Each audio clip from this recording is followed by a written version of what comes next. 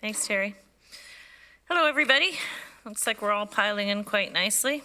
Welcome, everyone, to our electronic 2022 Plan and Budget Development meeting. Due to the COVID-19 pandemic, Regional Council is practicing physical distance and everyone is participating electronically. I am present in Council chambers along with Regional Chair Redmond. I will now look to the clerk for our roll call. Thank you. Chair Redmond. Present. Councillor Armstrong. Present. Councillor Clark. Present. Councillor Erb. Sorry. Present. Councillor Foxton. Present. Councillor Galloway. Present. Councillor Harris. Present. Councillor Jaworski.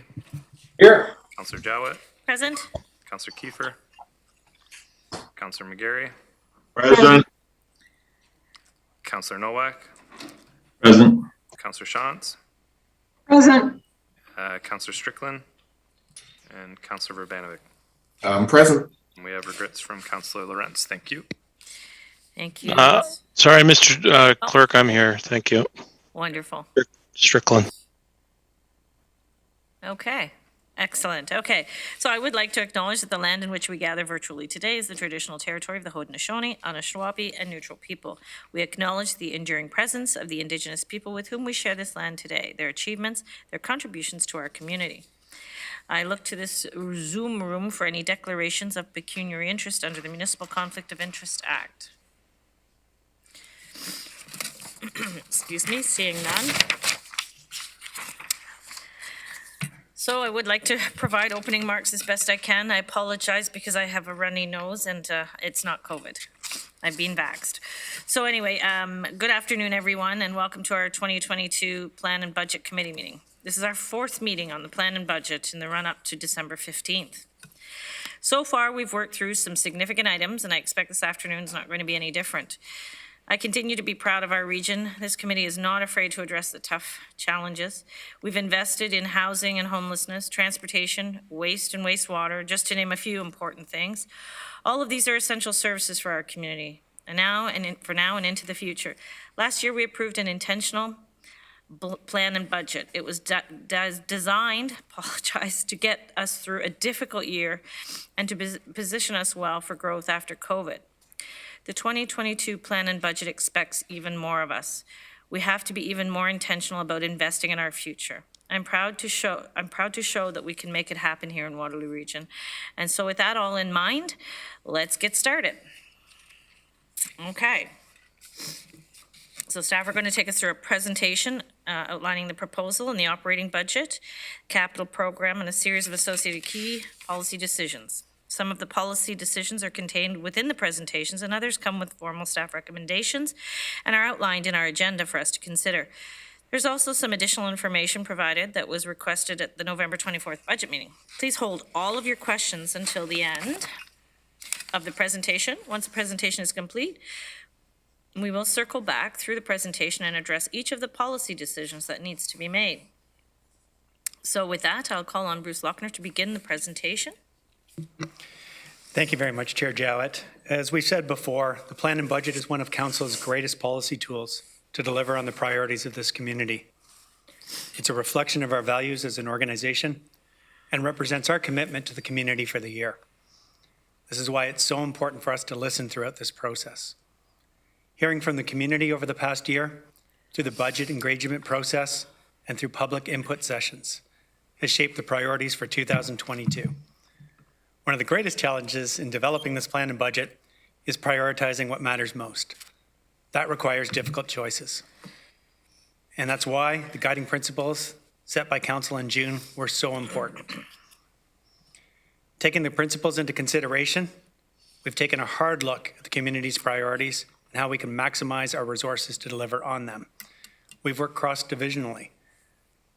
We have had to work to find efficiencies to achieve affordability. We've worked to maintain service levels for the critical services that residents rely on each and every day. We've also looked at the long-term financial health of our organization and sustainability for the future. We've worked to stay within our mandate and to elevate the role of strategic partnerships with other levels of government, and communities, and businesses, wherever it made sense. And we've considered it with our people in mind to ensure they are well supported. Our plan for 2022, as Chair Jowett says, builds on the success of 2021. And I want to thank the community for their input and staff for their tremendous hard work to get us to where we are today. We can go to the next slide. As I said, the Region's plan and budget is a reflection of our values and what matters most. This is why the Region's 2022 plan is about laying the foundation for a more equitable future. While we're building on last year's budget, the reality is we have never had a budget like this one. We've never developed a plan and budget in the middle of a pandemic while fighting against an escalating housing affordability crisis. The needs of our community are much different today, and if we don't invest in those needs now, we'll be further and further behind in the future. We cannot build a world-class community for the future without building on a foundation of equity. This is why I'm incredibly proud of the draft plan and budget before you today. It's an investment not only for today, for tomorrow, but for future generations. This plan and budget will accelerate the creation of affordable housing and support those facing the greatest housing barriers. It will invest in the social and economic health and well-being of First Nations, Métis, and Inuit communities, African, Caribbean, and Black communities, and other racialized communities. It will build critical capacity for climate action. It will deliver on the region's commitment to reconciliation. It will expand access to emergency medical services. It will modernize services to improve resident experience. It will support businesses and local economic growth. And it will maintain service levels for critical region services.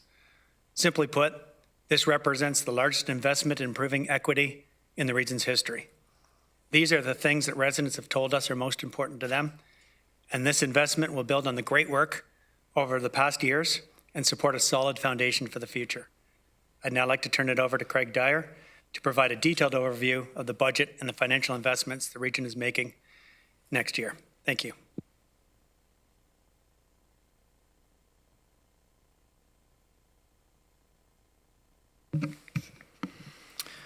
Thank you, thank you, Mr. Lochner and Chair Jowett. I'm pleased to be here today to provide an update for Council in terms of the region's 2022 operating and capital programs.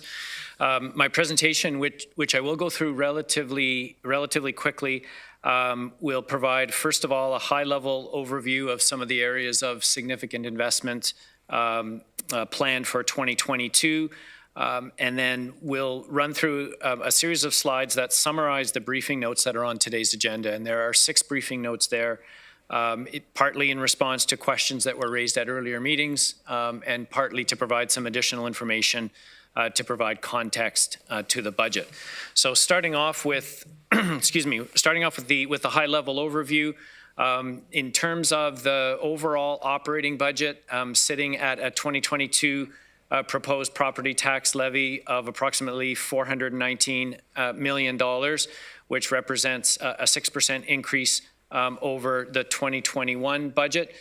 This includes an amendment that was approved at a previous meeting with respect to the annual funding for Wellbeing Waterloo Region. So $250,000 has been added to the overall expenditure budget, funded from the tax stabilization reserve.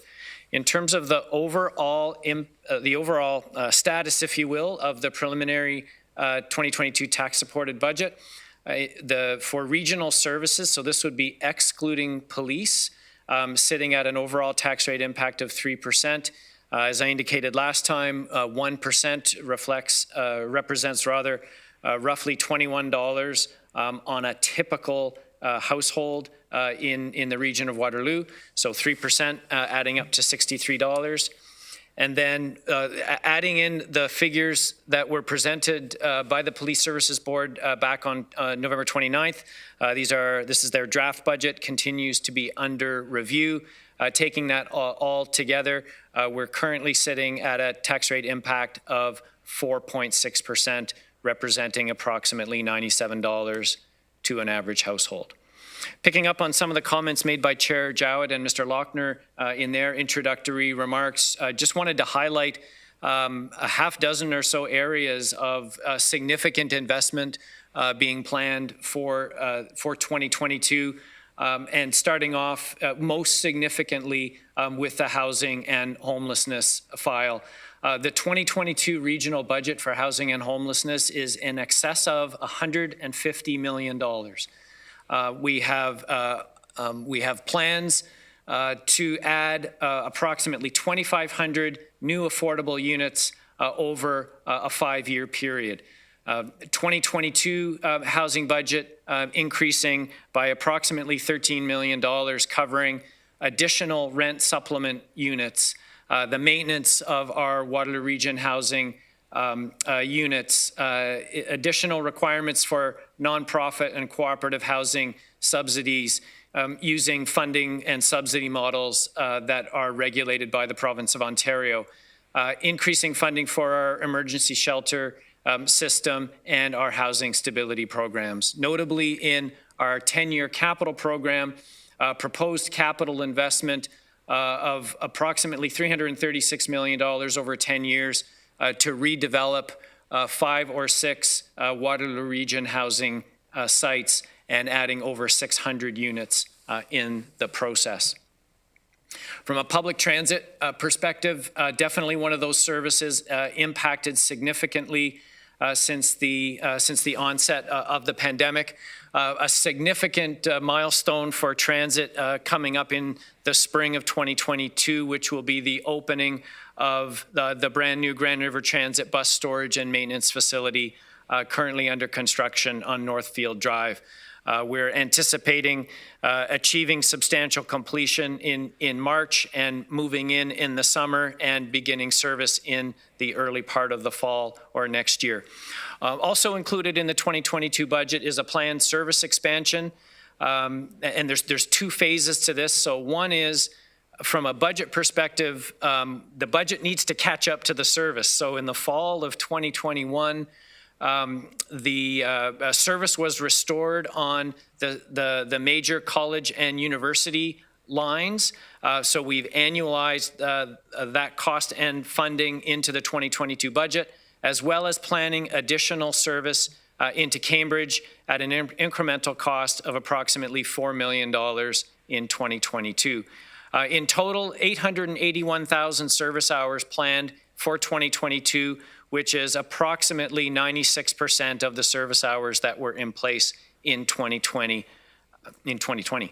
And revenue, of course, been a challenge. Our revenue estimates for the 2022 budget are at 80% of our 2019 levels.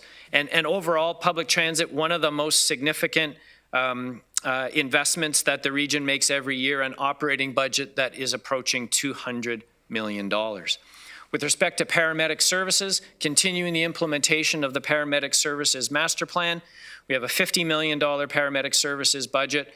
The proposal through this next budget is to add 2 additional 12-hour shifts and the 11 positions that we will take to provide that service. And also looking to invest funding, 100% provincial funding, for the community paramedicine program, which will add approximately 12 positions over the course of 21 and 22. Moving on to climate action, picking up on the approval earlier this year of the Transform WR initiative and Council's declaration of a climate emergency, I believe back in 2019.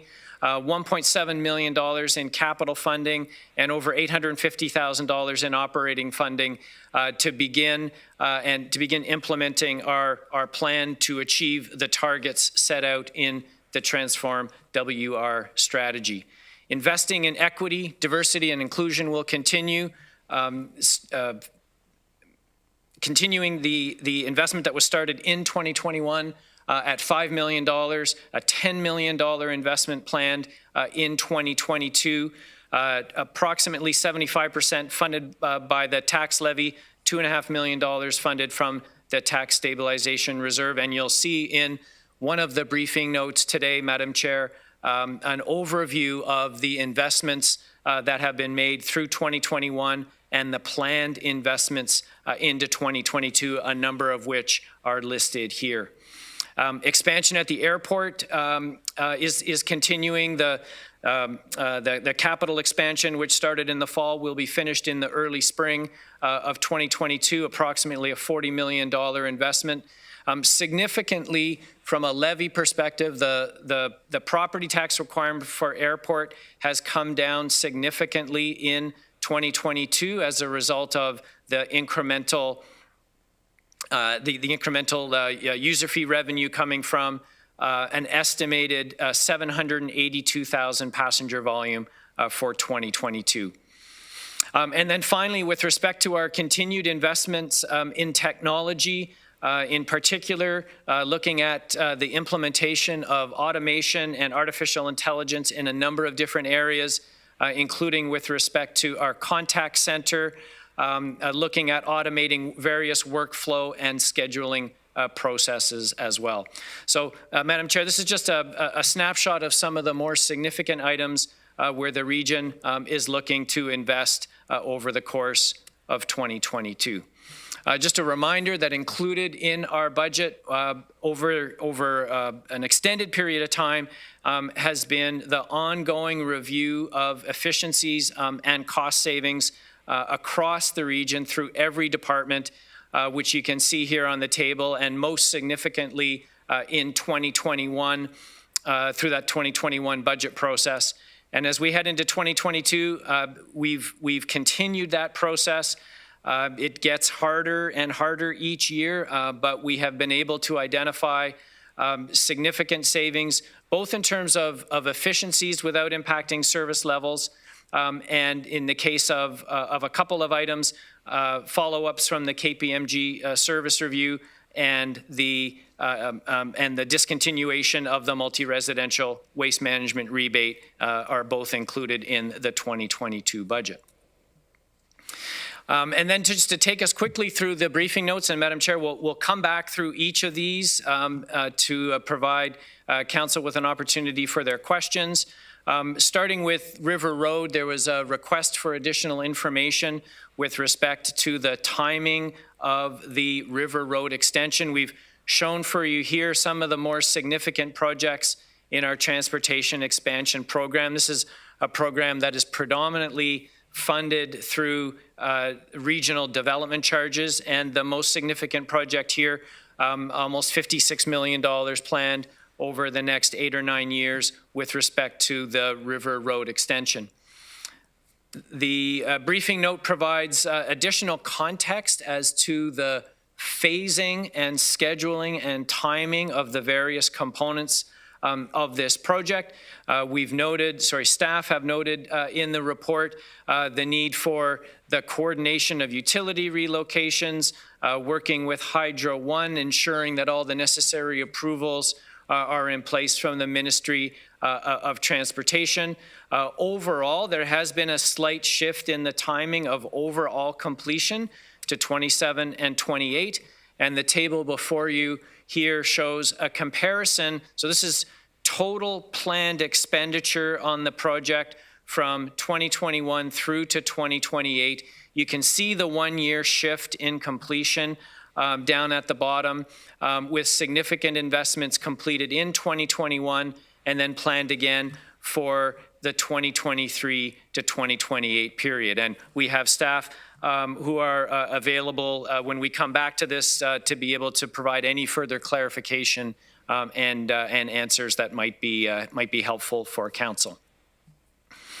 And that includes the provision of a map which shows the various stages of construction.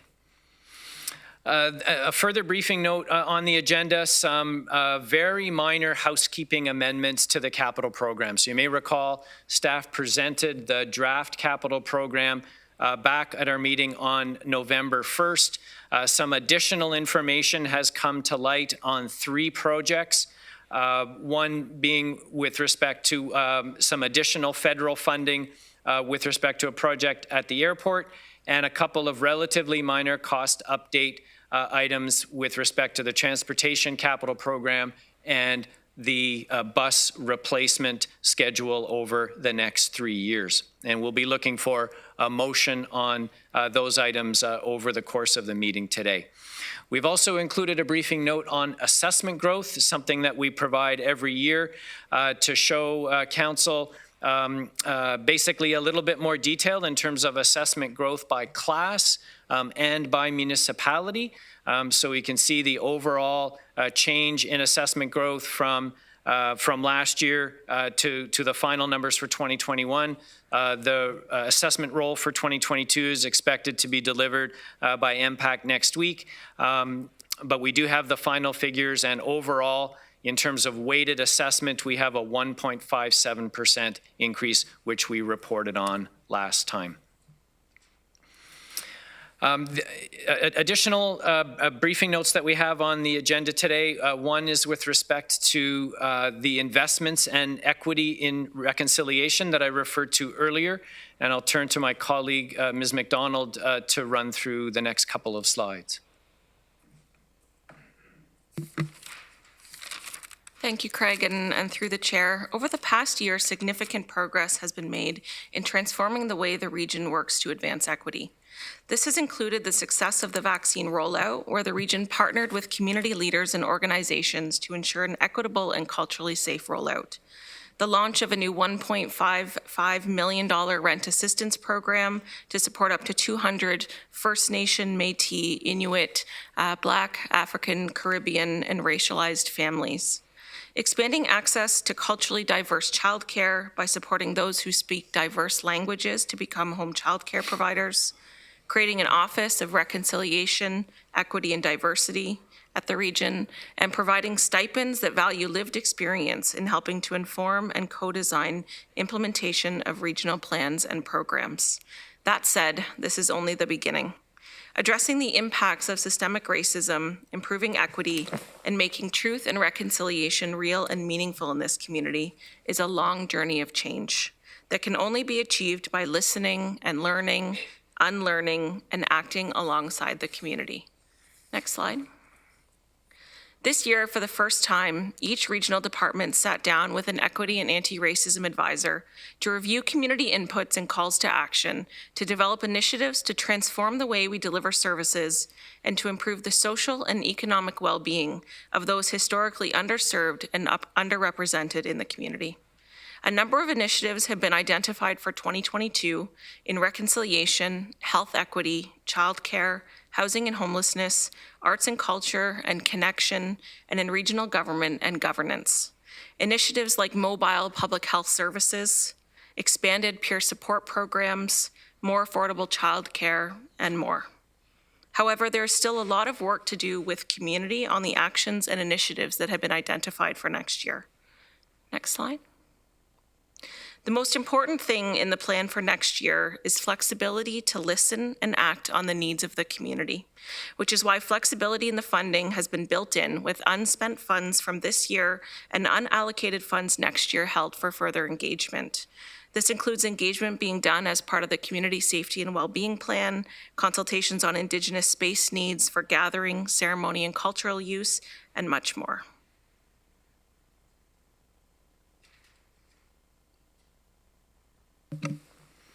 Thanks, Craig. Thank you.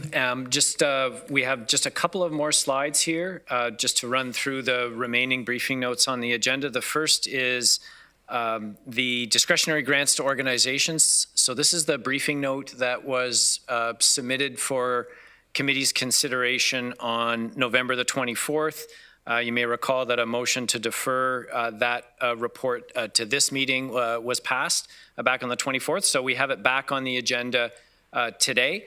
We've just provided here an overview of the approach with respect to a more equitable and transparent investment approach. I won't go through this in detail. I think it's all clearly set out in the report, but certainly it's an opportunity for us to look at a new and different policy that will enable us to focus on the priorities of the community and to ensure that the region is being as transparent and as equitable as possible in the distribution of those funds.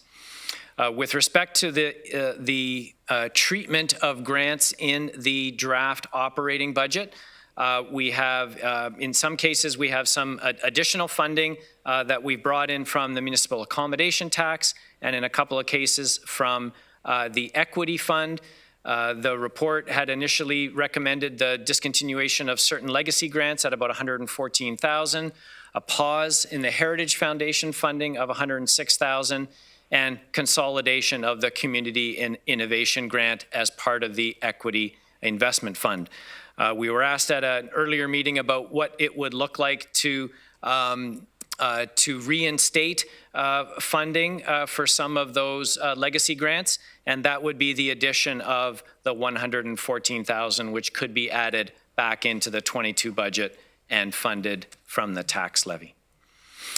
Just before we get to the staffing side, Madam Chair, there's one additional briefing note that was added as a late starter on the addendum agenda, and that is with respect to the 2022 Housing Services operating budget. We have a recommendation that we would like Council to, Budget Committee rather, to consider today, which would increase the Housing Services operating budget by $4 million to be funded by federal and provincial grants. And this would be to continue the current 24-hour per day model of shelter service delivery over the course of 2022. When we originally put the budget together much earlier this fall, we knew that we had some risks with respect to provincial and federal funding ending on March 31st. The initial budget was put together on the basis that the service level would revert to an overnight level of service. But given the current pressures on the system and the current situation with respect to the COVID pandemic, staff are now recommending that we maintain that level of service throughout 2022. Funding would be in the form of provincial grants, which hopefully will be forthcoming, and Council continues its advocacy to the Province of Ontario for additional funding for the shelter system. Our fallback would be some 100% provincial funding that was provided to us in 2021 that we can carry over into 2022 and use if that additional social services relief fund funding is not forthcoming. So that's the final briefing note that was on the agenda. And just before I conclude, just a quick overview of our investments with respect to staffing. We've outlined on this slide the areas where additional staff resources have been added in order to deliver on the objectives set out in the plan originally presented to Budget Committee in late October and early November. This includes everything from modernizing our digital services to the paramedic and transit expansions that I referred to earlier, as well as climate action, and to the points that Ms. McDonald just made with respect to advancing equity, not to mention transportation and airport. These were items that were previously brought forward in front of and approved by Council earlier this year. Overall, in terms of the continuity of staff complement, the proposed staff complement in 2022 sitting at 3,160 FTEs, so FTEs being a full-time equivalent. So this is not the number of employees, but the number of full-time equivalent positions. We've provided I think a detailed breakdown of all of those increases and decreases, many of which have already found their way to Council in the form of a briefing note. And overall, our proposed staff complement being slightly less than the approved budget going back to 2020. So before we go back to River Road, just a couple of slides on the remainder of our process, Madam Chair. Again, just reiterating what our current position is with direct regional services sitting at 3%. And as far as next steps, we have, of course, this meeting today, our third public engagement session for this evening, and then final budget day a week from now. And on that day, we'll be bringing forward recommendations to approve the 2022 plan and the tax-supported operating budget and capital programs. That will all come forward for approval. That will also include approval of the library and police budgets, as well as our user fees and charges and our annual report with respect to the municipal budget regulation as required by the Municipal Act. So, Madam Chair, that's our presentation today. I'll ask Mr. Wilson to take us back to the River Road slide, and we can work our way through the various briefing notes. Thank you. Thanks, Craig. And it looks like we have our lineup starting up. We're very efficient this afternoon, so we'll get started with Councillor Benevit, please. Thanks very much, Chair Jowett, and thanks, Mr. Dyer, for the presentation. I have a few different questions, but the first one is with respect to River Road. If you can go back to the slide with the money. Yes, this one. So if I read this slide correctly, we've set aside 26.6 million already this year.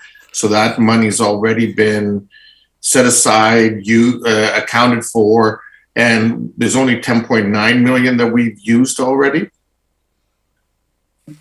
Is that correct? Yes, so through you, Madam Chair, the budget as initially approved for 2021 was 26.6 million. Our estimate for what the actual spending in 2021 will be, excuse me, just one second.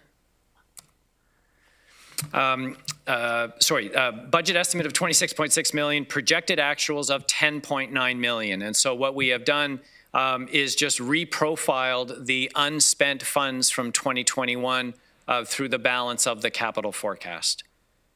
So what reprofiling sounds like a bit PR lingo. I mean, normally that would be the equivalent of a capital closeout at the end of a project. So what I'm understanding you to say is that you've taken money that's been put into that project account and are now removing it and looking to put it back later in the cycle, correct? So we have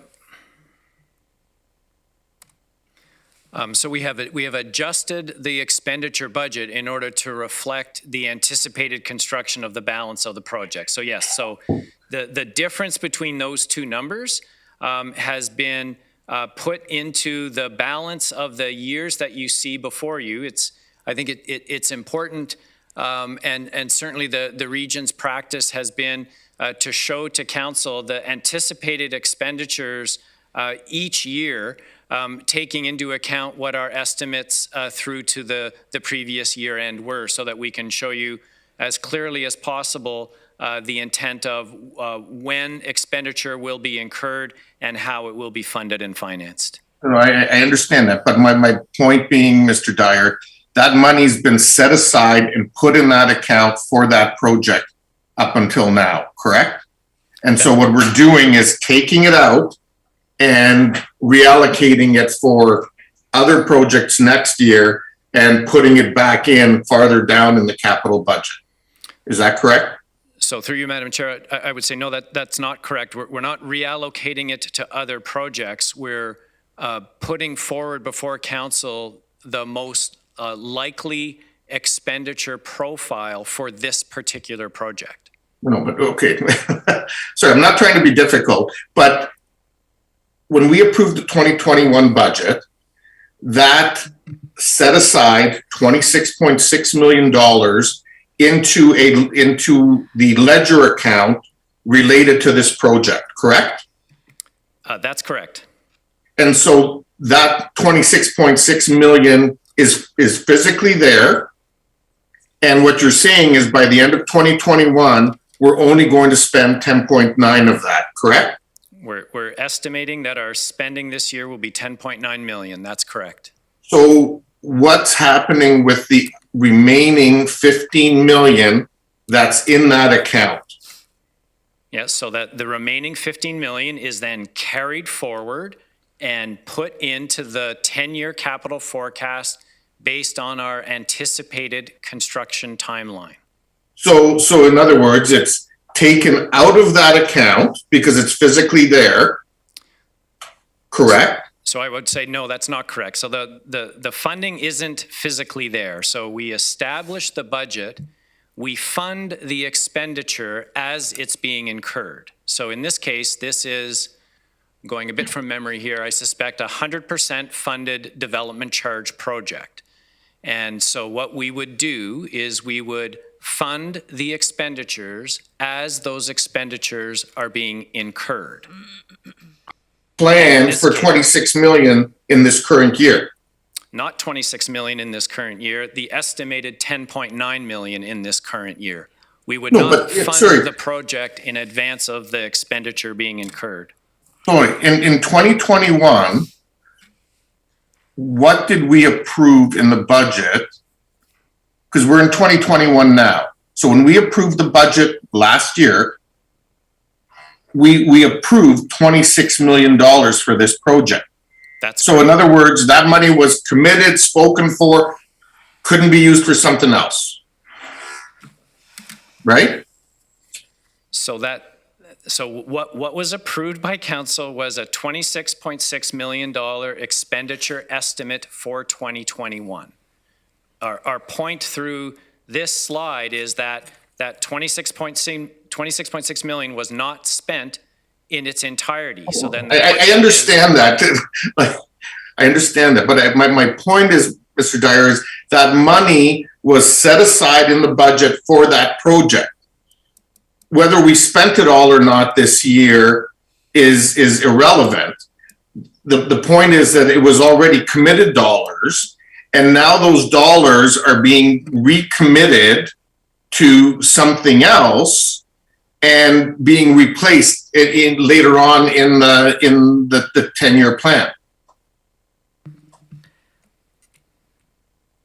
So through you, Madam Chair. The region's practice is that we estimate our capital expenditures on a project-by-project basis. To the extent that expenditure is not incurred for whatever reason in a given year, then we in the following year's budget, we estimate when the unspent funding will actually be, the unspent expenditure will actually take place. In this case, staff have put together an expenditure profile based on when that expenditure will be incurred to the best of our knowledge at this point. Okay, so I guess then for budget day, Mr. Dyer, what I'm requesting is that for all of our capital projects, by project number, we get a opening balance in 2021, an estimated closing balance in 2021, and an opening balance in 2022. That should be an easy report to run off our accounting system, I would think. So I would say, Madam Chair, that will be extremely difficult to accomplish between now and next Wednesday. And so This is not, I'll leave it at that. I can appreciate your concerns here, Mr. Dyer. Certainly, I understand where you're going with this, Councillor Urbanovich, but I also feel like this is a process question at this late date that might be asking a bit too much. Is there a way that you and Mr. Dyer can take this offside so that we can continue on? Because it just sounds like a way of being able to see, without oversimplifying, your wallet with a bank card and a balance in it that isn't going to be used, that's put to a different pocket. I mean, I don't mean to oversimplify, but I feel like you're warranted in your question. It's just, we don't have that process here and now. And, all of the work that we've done to prepare for today's budget and all of the questions we received from council have brought us to this point today to continue going forward. So I am highly empathetic that you want this information. Can I ask of you to take it offside to get further details from Mr. Dyer? I will happily do that to get that information for next week, but just so that folks know, that's, I think that's, it's sounding like that this is a broader conversation that, this council and possibly the subsequent council should be dealing with, because it sounds like we're, moving funds around in pots that I'm not, it's not the way typically I'm used to seeing budgeting for capital projects handled. So that's the first question. The second question is in regards to the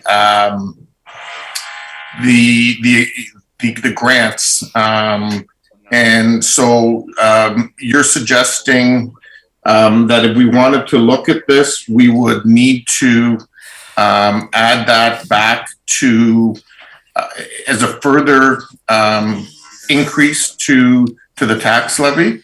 So, Councillor Verbanich, I think rather than having it become more lengthy and more complicated, let's just let Mr. Dyer vet in as he can when he can.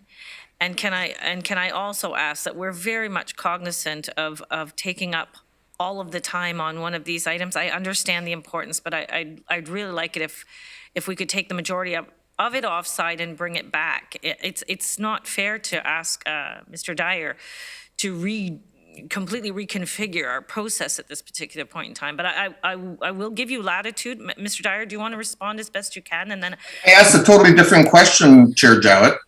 I understand, Councillor Verbanovich, but I'm just trying to keep order and keep us moving forward. That's so mine. Okay, go ahead, Mr. Dyer. Well, thank you, Madam Chair. As your CFO, Council needs to know that we are not moving money around between pots.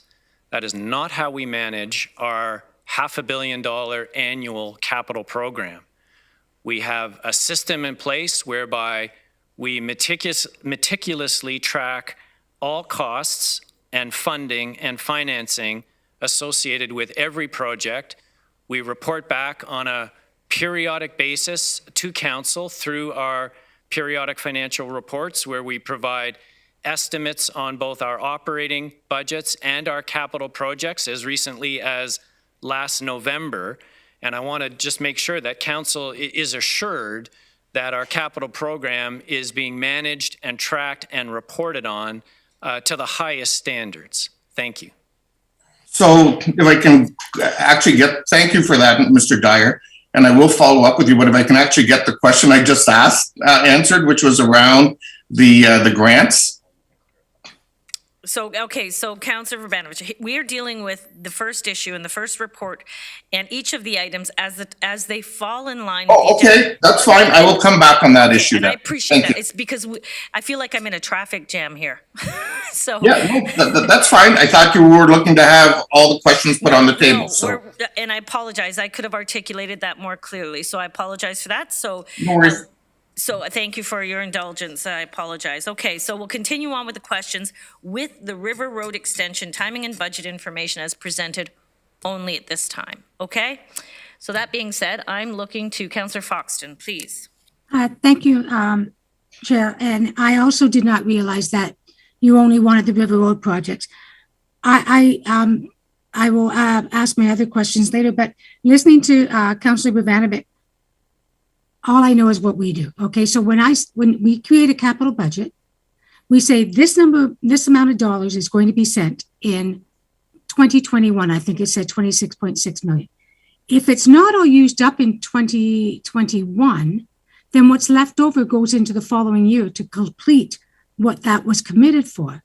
So I have the same confusion as Councillor Bavanovic because I've never seen where money just sort of disappears away. So we will deal with that at a later date, but I do think it's an issue we need to deal with because we're saying we're going to do this in 2021. If it was done in 2021 and the 26.6 wasn't used, where to go? So I just agree with him. I have other questions, but not on the River Road. So I'll come back to the others then.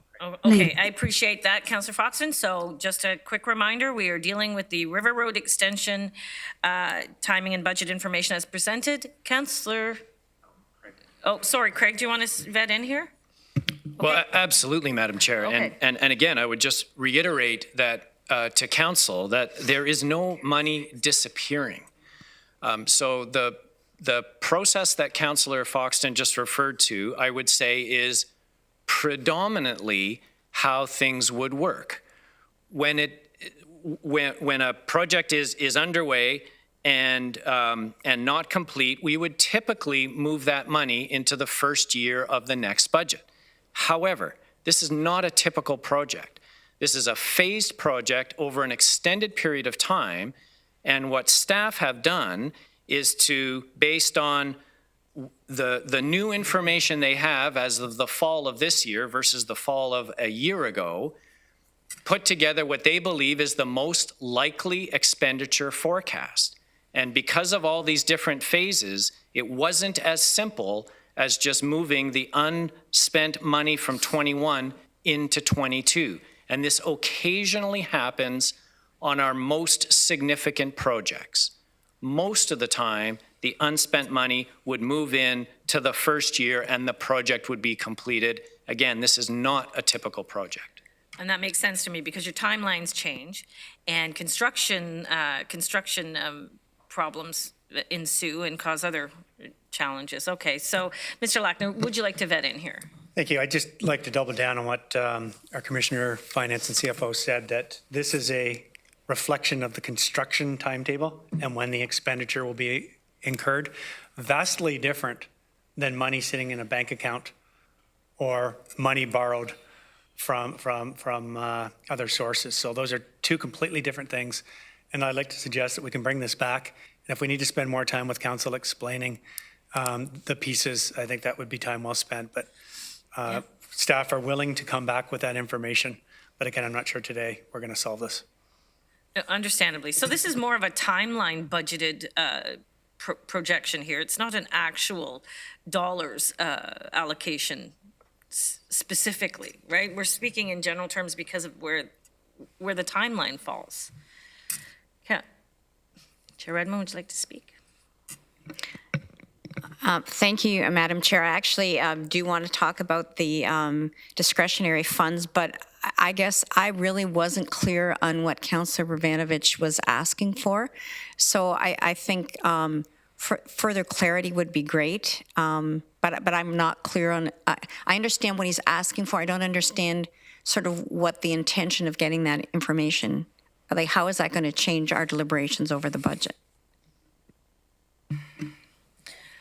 Okay, so I'm going to ask us all to take a deep breath. We have a long evening ahead of us, and I think the best way that I can manage through this agenda is to stay on point here and see if we can be patient with one another. So I can see that Councillor Strickland is next, and we are speaking to the River Road Extension timing and budget. Thank you, Madam Chair. I have several questions related to the budget, but on this River Road specifically, Thank you. you know, I completely understand when you have a project, I think, let's say it's $60 million and you notionally allocate that over 10 years at $6 million a year, but the construction is such you don't actually expend the $6 million as per each year, and so you adjust the money. So that's how these large projects are typically funded. We've done this through water and wastewater. But the issue is this project has been around for so long, you know, why are we having these unnecessary delays? And why isn't the project being fast tracked? And why aren't we spending the money to the level which we budgeted? So I don't expect an answer on that right now, but that's the issue. The way it's being financed is not the issue. Thank you, Madam Chair. Much appreciated for that clarity, Councillor Strickland, and I'm certain that that question could be answered. Councillor Galway. Thank you, Madam Chair. I agree with Councillor Strickland. As far as I'm concerned, the financing or the way the capital budget is structured is not the issue. There's no missing money, you know, those kinds of concerns. It is about the schedule, and I'm really curious how this particular I know why the project got delayed for some extensive periods of time because of environmental assessment reasons and approvals and such that were required and took an exceptionally long time, 10, 15 years almost to achieve. But I'm really curious to know why, you know, we've gone ahead and built bridge abutments and done the pre-grading on both sides of the Schneider's Creek, but we're going to wait till 2023 to finish that road.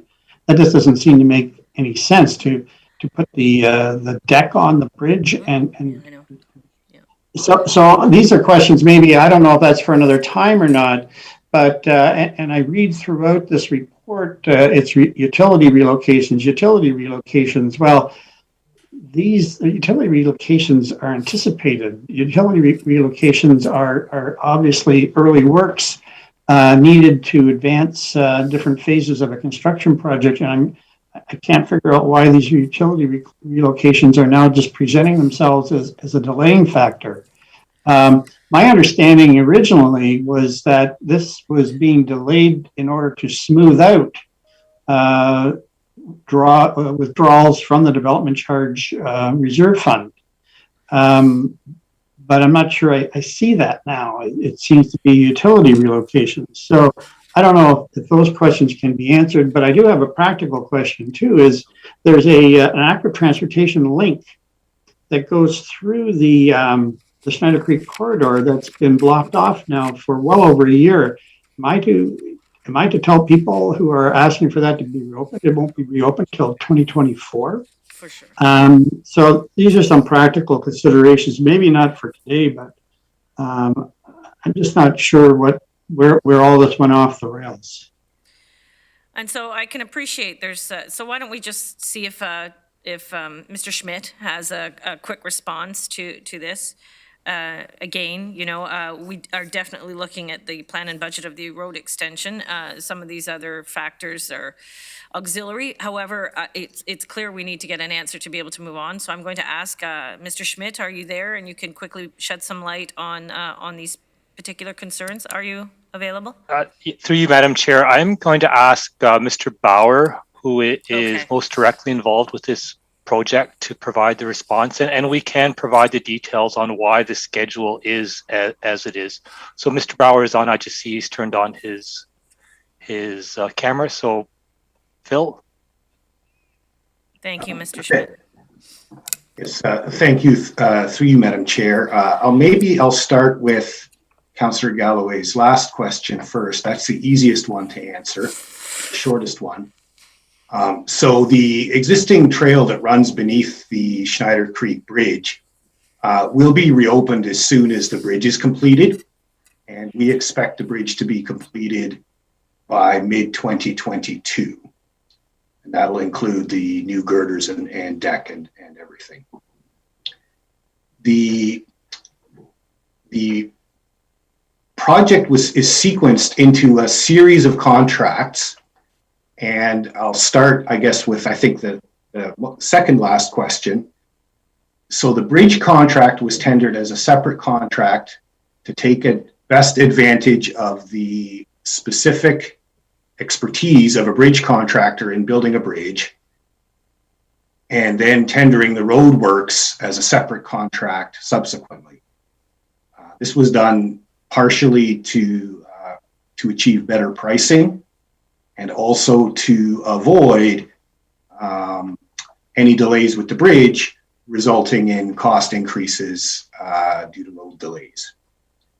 The bridge contract has been delayed as a result of some supply issues that have been reported to us regarding supply of steel and fabrication of steel. So we're still waiting for the bridge girders to be delivered and installed. We're expecting that to happen either later this year or very early in the new year. And as I mentioned, with construction of the bridge being completed by mid-2022. So part of the reason you're not seeing as much money spent in 2021 is because some of that work will now be done in 2022. The next phases of work, and I don't know if we've got the figure available, slide, maybe 2 slides down. So the next phases of work are shown there in orange and green. And we have reversed in our planning. We were originally going to do the green phase next and the orange phase subsequently. Because of some of the coordinating with the bridge work, we looked at doing the orange piece next. But I think the most significant impact on the timing for all of this and ultimately getting the project completed has to do with servicing, primarily sanitary servicing for the Hidden Valley potential Hidden Valley developments. And that work is currently being undertaken by the city through the course of an EA, the City of Kitchener. Subsequently, a secondary planning process that would put the required zoning in place. The plans that we have available right now in terms of sanitary servicing are showing sanitary sewers and force mains along the orange and black sections of River Road. Those plans are not approved yet by the city or finalized, and it really would make no sense to try and build those sections of River Road without knowing what infrastructure is going to be beneath the road. So I would say that's the primary driver of the timing for the orange and the black sections in the figure. We do have some flexibility on the timing of the green section. The designs for the green and the orange sections are complete. They're ready to tender. The utility relocations for the orange section are the advanced locations for hydro are complete. We could complete the advanced relocations for the green section in 2022. The transportation benefits for completing the green and the orange sections are not as significant as completing the ultimate project. So, there is some flexibility around how we sequence the individual contracts, but ultimately, I would say the main thing that needs to be determined to move forward is sanitary servicing in the orange and black sections. I'll pause there in the hopes that that has perhaps answered the question. Well, then connecting the other dot to that is the assumptions that Mr. Dyer makes once it all gets reconfigured in from an accounting perspective, correct? I mean, the two are separate, but yet the assumptions come back to you, don't they? Yes, so we have made our best estimates on when all of the other preceding work that needs to be done can be completed. We've based that on estimates that the City of Kitchener staff have provided to us. And so we've based our timing on that, and then we've assigned dollars in each year based on that estimated timing. Okay, much appreciated. Okay, so I guess we're going to continue on here. Councillor Verbanovich. Thank you, Chair. And I just wanted to respond to Regional Chair Redmond's questions of me on this. Just from a clarity point of view, the reasons I'm asking the question about the flow of dollars is because that potentially impacts how this project can move forward or not. So as Councillor Foxton has indicated, and I will follow up, after this meeting with Mr. Dyer. But the way we're normally familiar with capital budgets, let's say, it's a project, let's say $20 million, 10 million, 5 and 5. Once you set aside that 10, if you only do 8 million of that work, 2 carries over into year 2, you add the 5 and you have 7 left over. So my point being around it is that if that 26 million is there already, that unless those dollars are being reprofiled for other projects, those dollars are there. And in fact, this broader conversation around what do we need to do to get this project done in a timely manner that Councillor Galloway, Councillor Strickland, myself, and others have been talking about, we can figure that out outside of this budget meeting and focus, because we know that 26 million is still there. But if it disappears, not disappears, I want to make sure that, but if it gets delayed until later, later in the 10-year cycle, then in fact, we can't do the work if we can solve these other problems because the dollars aren't there anymore. And that's why that is so critical for this project. But I will have that conversation and bring it back next Wednesday if necessary. Okay, so are there any more questions on this specific item? All right, so we'll move on to this. Oh, okay. Oh, sorry. Okay, Councillor Strickland, please proceed. Not on this item, Madam Chair. Okay, so we're on to capital plan and the housekeeping amendments.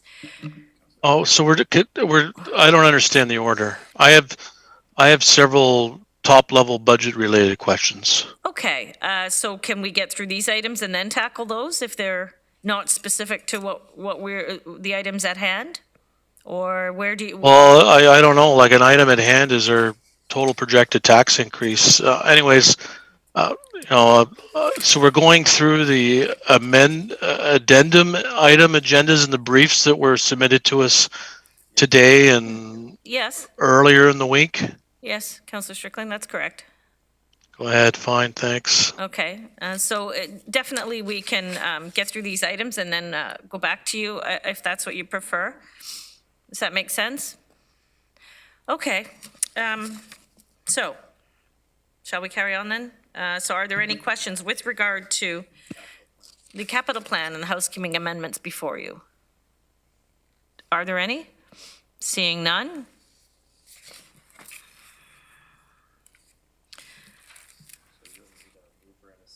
Oh, I do need a mover for this particular one, so yeah, thank you for putting that up there. The recommendation? I'm looking for a mover here. Oh, are we able to unshare the screen so I can see who's moving? Question. Oh, okay. Who's got the question? Sorry. Oh, there we go. Councillor Verbanovic. Or just a question in looking for motions, because I mean, we're still going to be hearing from the public tonight. Are these motions sort of not appropriate to leave for final budget day when we'll deal with them? Because if we deal with them now before we hear from the public, it just seems a little backwards to me. Okay, I can understand why you might think so, but if you look at these ones, these are all the ones that we've already discussed. Anything else that comes out of this evening is not being voted on. Anything else that is waiting for December 15th is not on this agenda. So if we vote on it today, will we be voting for it again on budget day? Like, I guess I need to look at it in the whole context, because I'm gathering from Councillor Strickland's comment around the overall percentage. Yep. We all may have some concerns around that, or some of us might. That may impact parts of this budget. So if we vote for this now without that, other conversation, it's going to make it difficult to make those adjustments. Okay, so Mr. Dyer, please.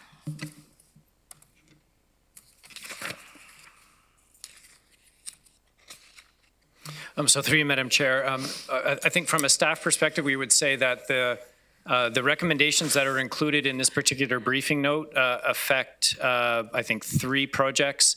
They're all, as we've indicated, of a housekeeping nature. It won't change the operating budget percentage in any way, but just gets our capital program in line with expected costs and funding for those 3 projects.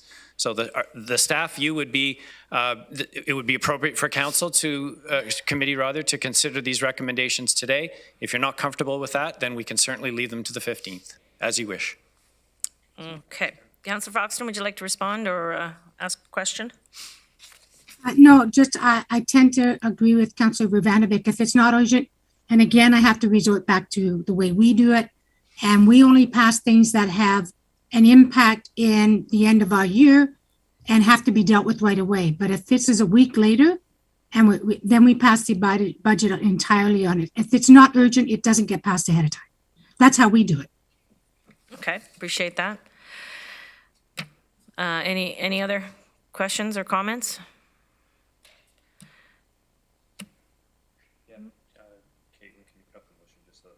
Yeah, that might be helpful. Much appreciated.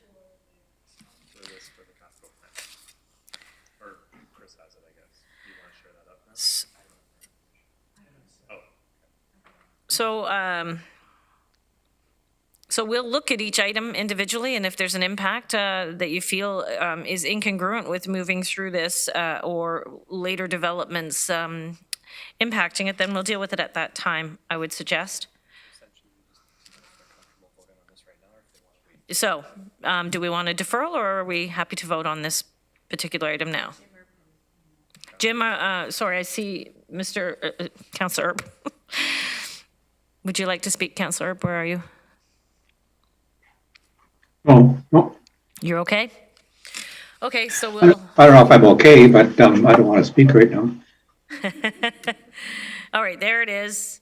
I'm looking for a mover and a seconder that the preliminary 2022-2031 tax supported capital plan, as originally tabled at the Budget Committee on November 1st, 2021, be amended as set forth in the report that we just discussed. Councillor Clark? You'll make that motion, and can I have a seconder for that motion, please? Councillor Armstrong, I'm going to call the question, and if you can take it down, Caitlin, I could see everybody. No, don't, that's fine, thank you. Where are we?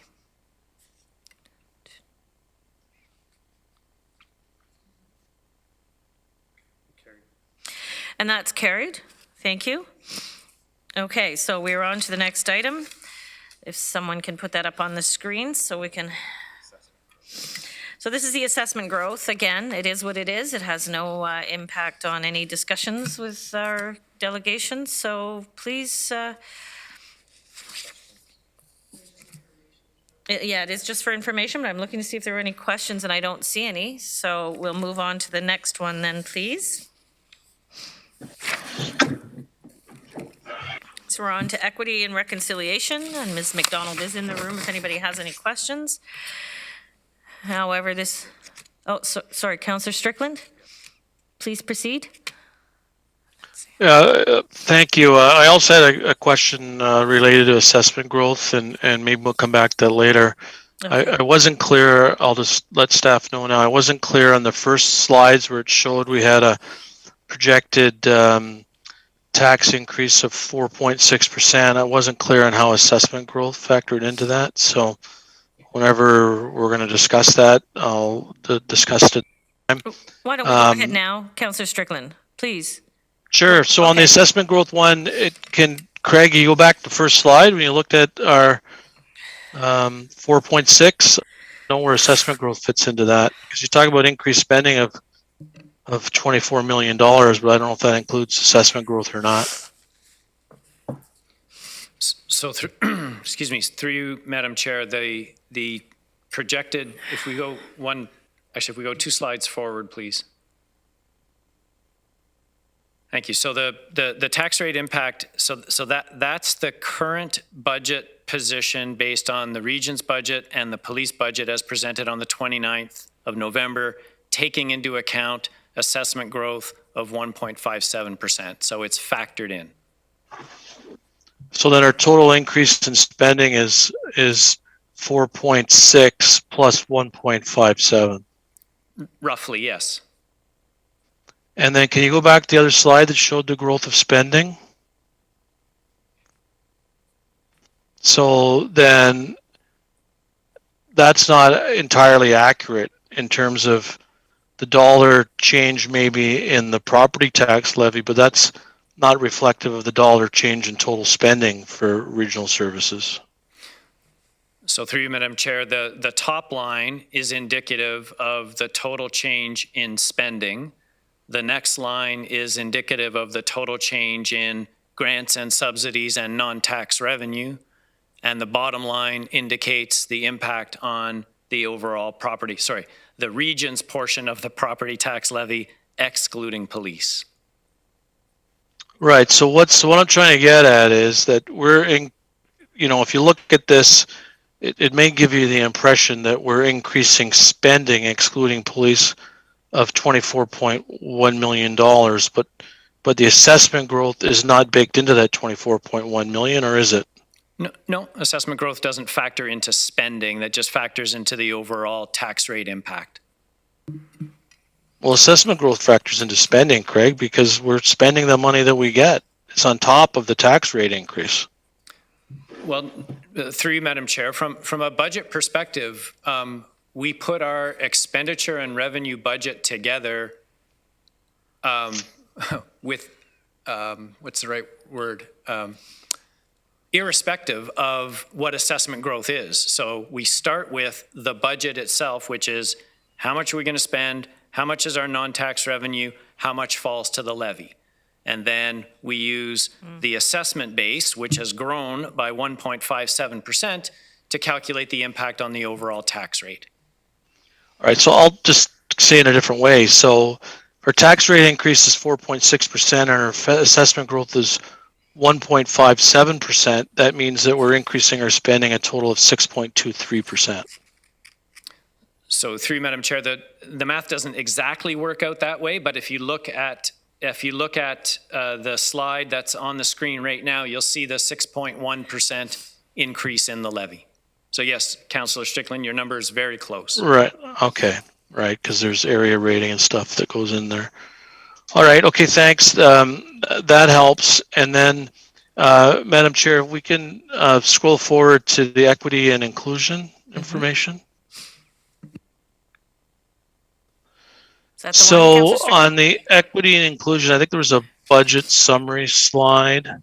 So am I to understand correctly that we budgeted 5.1 million this year, but we're only going to expend 3.1 million?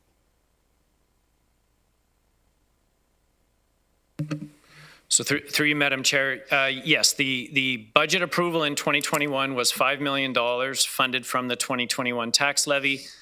Commitments at the end of this year are estimated to be 3.1 million.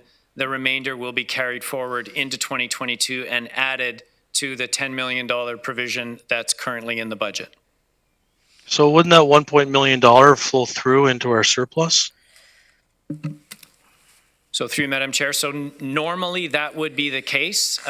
Staff felt that because of the profile and the need for this expenditure, that it would be more appropriate in this case to retain those funds for further investments in equity and reconciliation. And that has been treated in that way when we calculated the estimated surplus back in November. Well, that's a clear departure from past practice, and I would think that council would have to make that decision, not staff. Like if we allocate $5 million for a program and only 3.1 million spent, that 1.9 million flows to the bottom line. And all of my years on council anyways, if there's going to be a departure from that, we need to make that decision. So that means, based on what staff had decided to do, that our actual budget for next year is 10 million plus 1.9 million. So almost $12 million. So there's a process issue here that I think needs to be revisited, and I'd like to have staff bring this back in time of budget day. And if we go to the next page then, please, in terms of the $10 million, which is now $12 million for 2022. And then we go, to that last slide, please. Look, I believe we need to do whatever we can for equity and reconciliation. And we need to allocate a certain amount of dollars.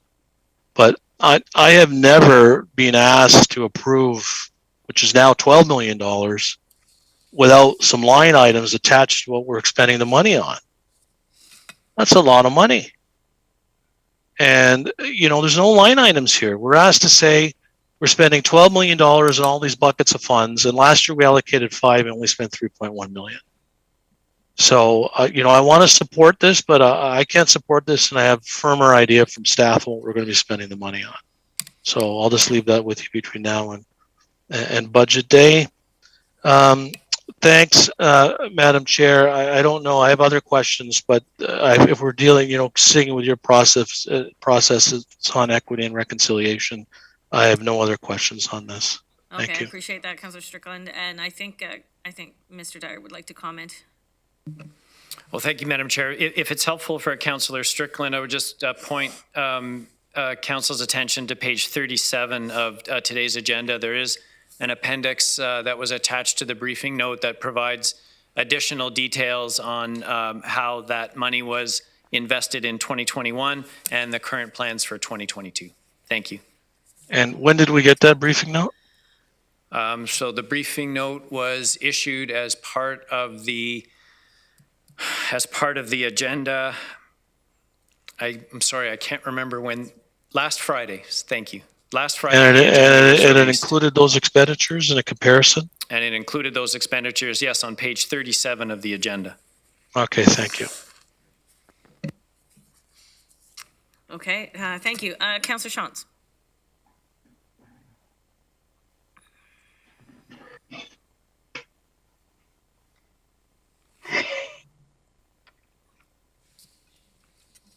Muted. There we go. Thank you. I had asked at one of the other meetings to try to get a sense of our upstream expenditures. And I wonder if this is a good time to ask for that, or if that's coming back at another time. I tried to sort of do it on the fly with different pieces, but what I'm just trying to do is balance. I'm trying to appreciate the community's request for more investment in upstream programs, and I support that request. But at the same time, I'd like to know exactly what we are doing. And I realize that upstream is sort of a subjective term.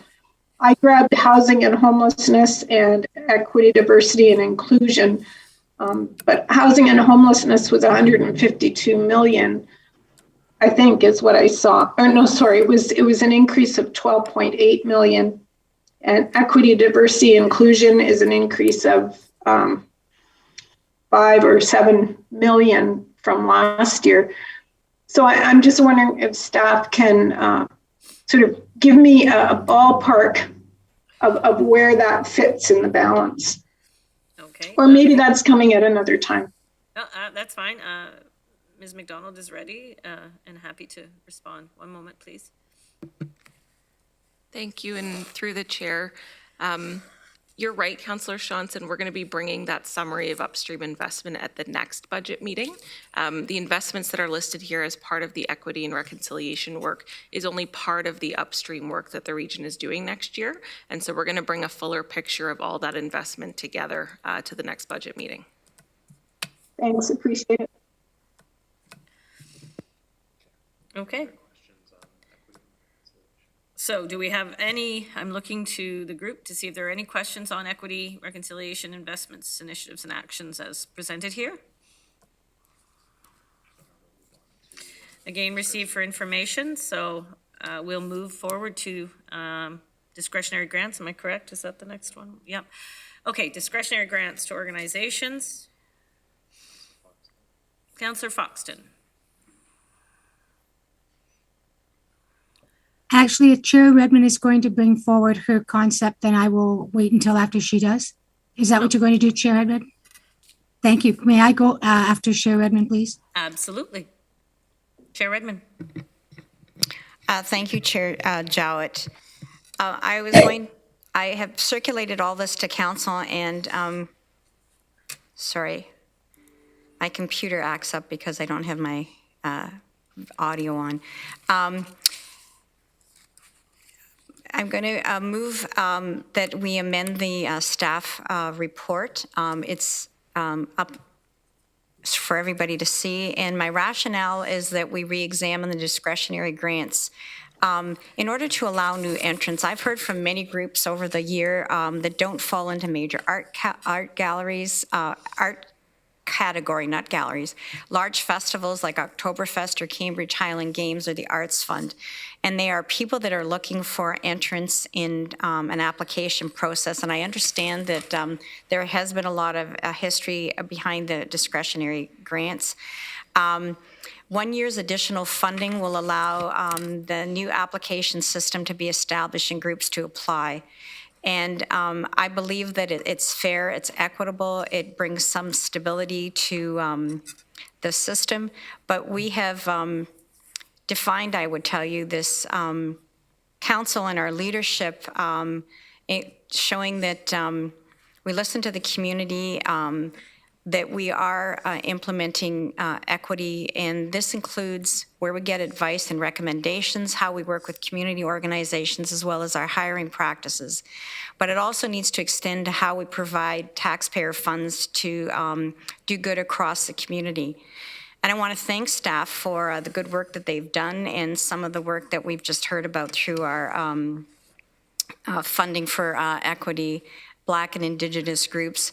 But this isn't just about arts and culture. It's about entering groups who represent the Black and Indigenous community and allowing them to access the funding at the region.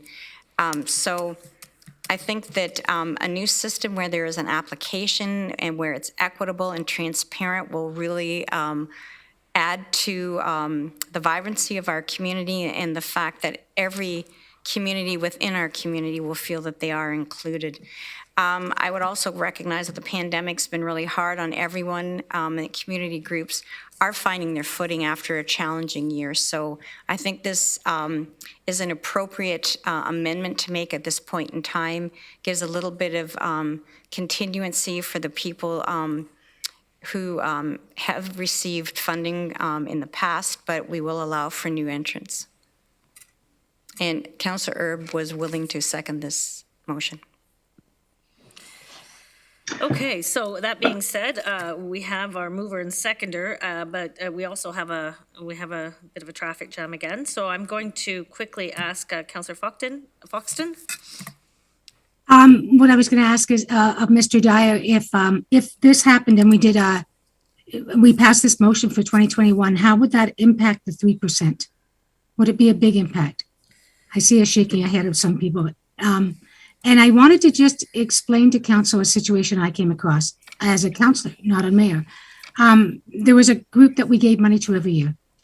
And but the requirement was that they had a councillor sit on the committee. And my job was to report to council. So this group had $3 million in GICs. And I asked, well, what are you planning to use it for? Oh, we don't have any plans. And then the last meeting I was at with this group, this treasurer said, we have $750,000 sitting in the office. What are we going to do with this? And I said, well, do you have a plan for it? No. And I go, why are you asking my council for money every year when you're sitting on almost $4 million and you have no plans for it? So it's important and imperative that who we give money to be accountable, because this is the taxpayers' dollars. But I have no problems with the motion. And I just wanted to ask Mr. Dyer if it would have an impact on the 3%. Please proceed, Mr. Dyer.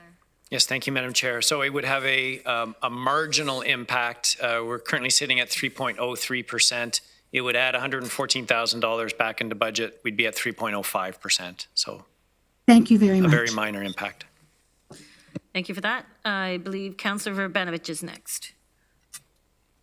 Well, thank you, Chair. And this was the other issue I was going to bring up earlier.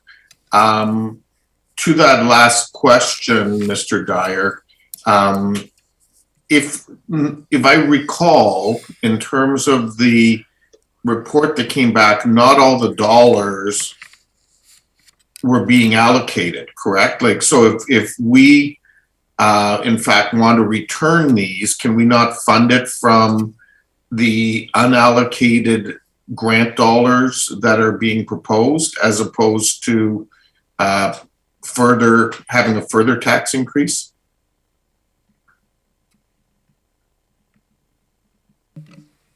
Through you, Madam Chair, in the budget as it stands, the reduction that was identified in the report has been taken into account. So I think I would say that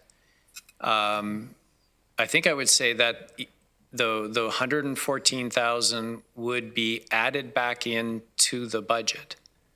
If there are other adjustments that council would like to make, then certainly we can take a look at that. But at this point, I would say the 114 gets added back in.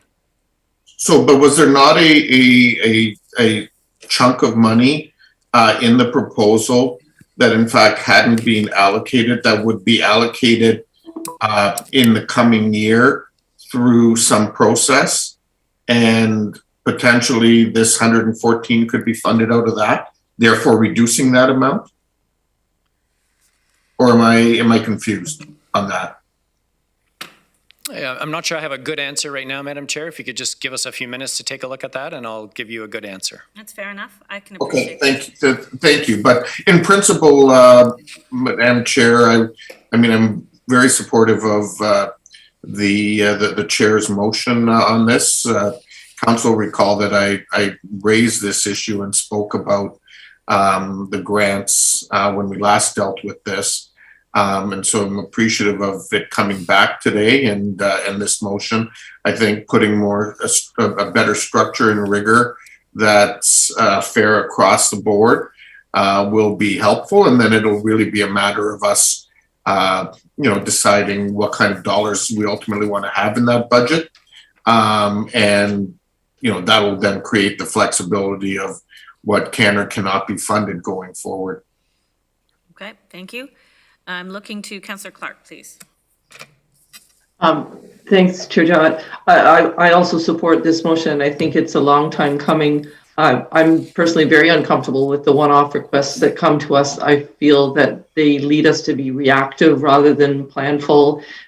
They lack transparency. It's hard to justify our decisions. I think we need to do something like this. I just want to confirm a couple of things that I think I understand, but I just want to hear them explicitly. So all of our arts organizations that we currently fund would also have to participate in an application process, or would they be grandfathered in?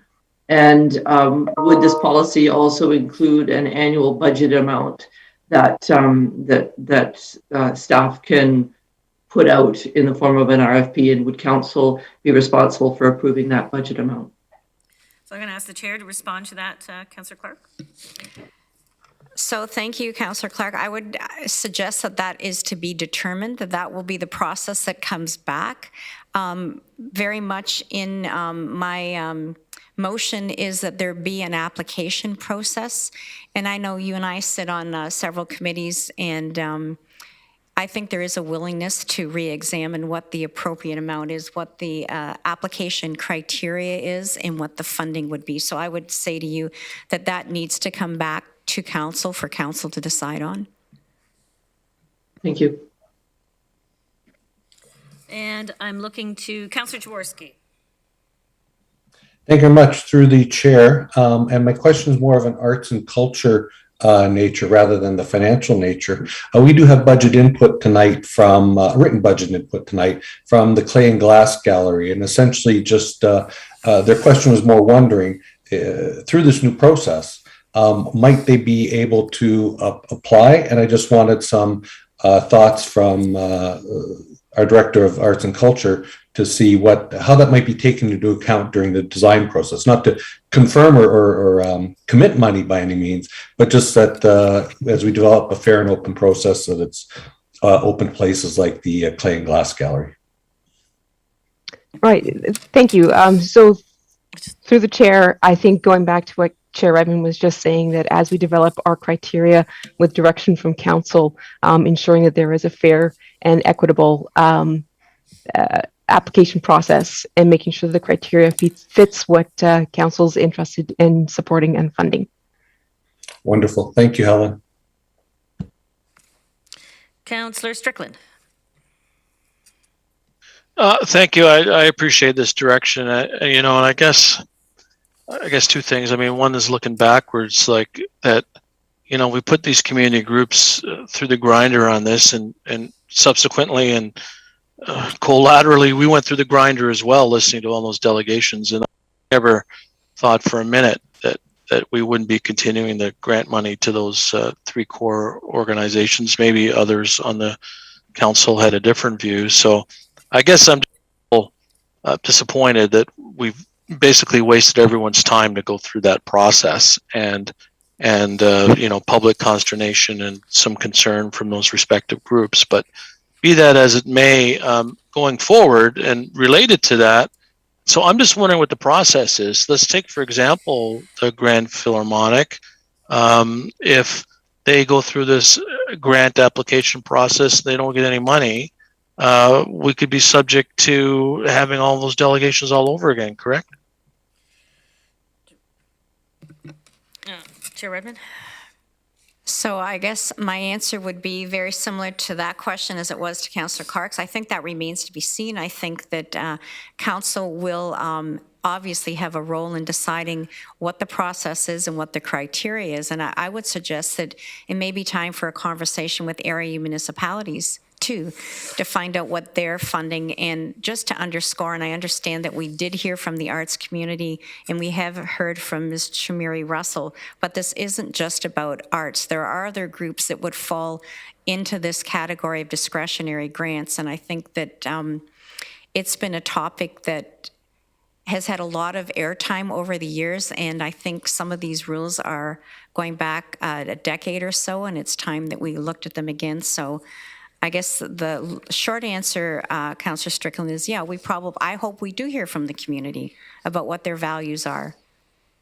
Well, yeah, and I guess, we've gone through more than one exercise in looking at our grant process, and is there gonna be a subcommittee that's struck to deal with this? See, part of the challenge that I have, Madam Chair, and through you to Chair Redmond, is that, these grants, they were characterized in the staff notes as legacy grants, which to me, I think is somewhat of a negative connotation.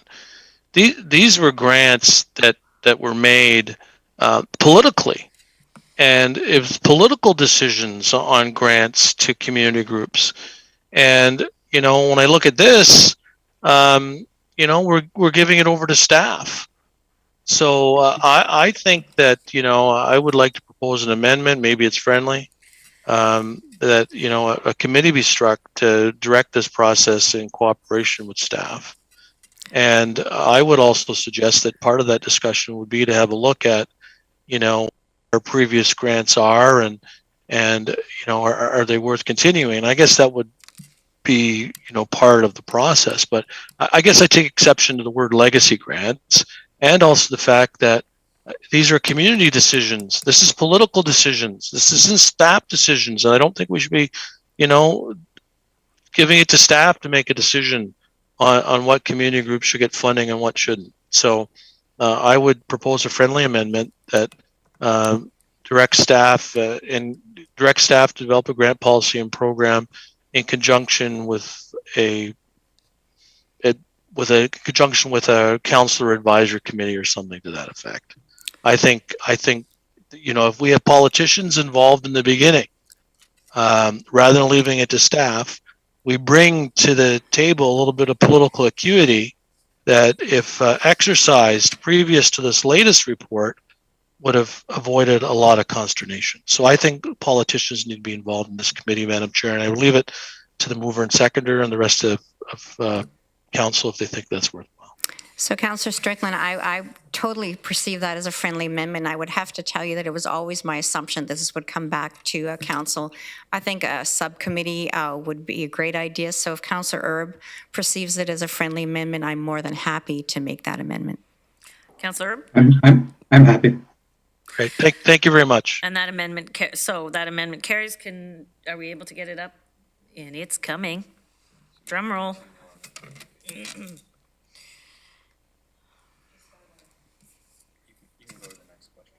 Oh, okay. Yeah, you can have a second. So I'm going to look to, Councillor, did you want to speak, or is that because of your seconding, or because you're next in the queue and I just want to make sure you get your voice heard? Is there anything you want to say here? Yeah, I just wanted to say that I obviously support this new initiative as the seconder. And I think it's an opportunity for us, as many others have said, to open up the process and make it more available to a number of new groups in the community, and it'll become more equitable and inclusive of the new kind of a community. So I would support this and look forward to the report coming back. And it seems to have been, in the last 2 or 3 years, sort of hit and miss kind of a thing of who we fund and who we don't fund. So I'm looking for something that gives us a little bit more clarity. Thank you. Thank you for that. I now look to Councillor Kiefer. Thank you, Madam Chair, and I agree with the motion and support it. And with the equitable and transparency and the fact that it's going to be a fair process. I mean, not just for a particular municipality, but for all municipalities across the region. And that is an important factor.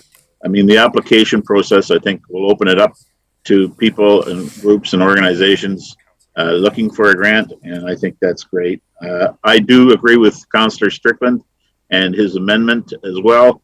I think that's very important that we have that in the motion. So I will be supporting it. Thank you. Thank you, Councillor Kiefer. Councillor Galway. Madam Chair, I too agree with the Chair Redmond's motion. I'm glad to see that we'll have that reprieve. I agree also with Councillor Strickland. I think, I don't know, this will be the third or fourth time that I've been through a grant review process. When it comes to grants to arts organizations or organizations generally, it's not easy. And it will be political. And Councillor Strickland is quite right. So if we can develop stricter or tighter criteria, and we can get some clarity between what the lower tier municipalities are going to provide grants for and what the region is going to provide grants for, because we don't want organizations going back and forth and playing one against the other. I'll be very happy if we can do that. Maybe I'm usually a pretty optimistic person. I'm not so sure on this one that I'm as optimistic as some people that we can come up with a policy that's going to be some kind of panacea. So certainly we should set out on that course, and maybe I'll be proven wrong, and I'll be happy to be wrong in that regard. Thank you. Councillor McGarry. Thank you, Madam Chair. And through you, I just wanted to say that I also strongly support this motion. The City of Cambridge has just undergone a few iterations of how we revamp the grants to groups program that we have at the city every so often to make it a more fair and equitable process and more inclusive, and allowing for new organizations and new ideas coming in to fit what's current with what the community needs.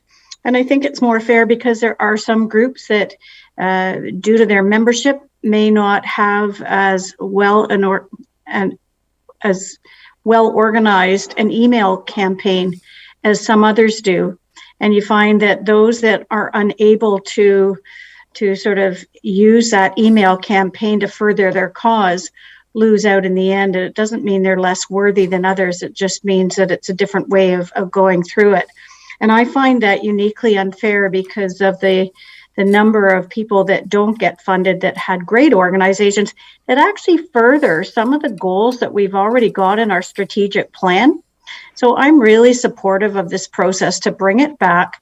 I do agree that staff and politicians should sit on the committee, but you'll find that when you reach out to all the area municipalities, that many of us do have pretty updated ways that we grant these dollars to worthy organizations. And so I'm very strongly supportive of this. The one-offs are pretty difficult. This will bring it back so that we can sort of circulate money in a more fair process. Thank you. Thank you. Councillor Vrbanovich.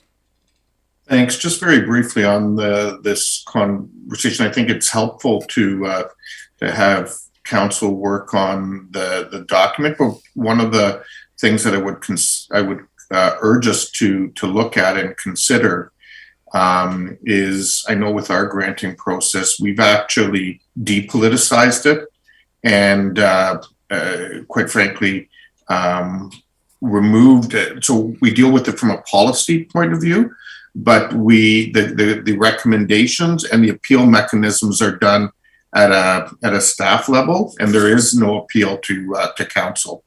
And in fact, that may be a direction that we want to consider at the region as well, so that these aren't political decisions. I think all those comments were very, very helpful, and I'm really pleased that Chair Redmond took it upon herself to find a solution like this. And it's not unlike what we've been through before. And I do recall where we were having some challenges around once we changed some of the ways with which we were accepting in the Arts Fund, and staff and volunteers went out and trained on using the online methodologies and everything. I said, there's no mountain we cannot climb if we're willing to do it. So I think that this is a good step in the right direction. I'll be supporting it as well.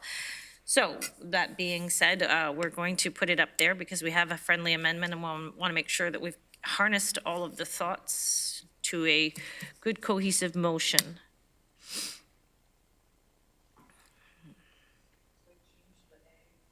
Thank you. So it's captured in point A. Caitlin? Yeah, okay. So the change has been captured in point A. Okay, so I'm going to call the question. Thanks, Caitlin.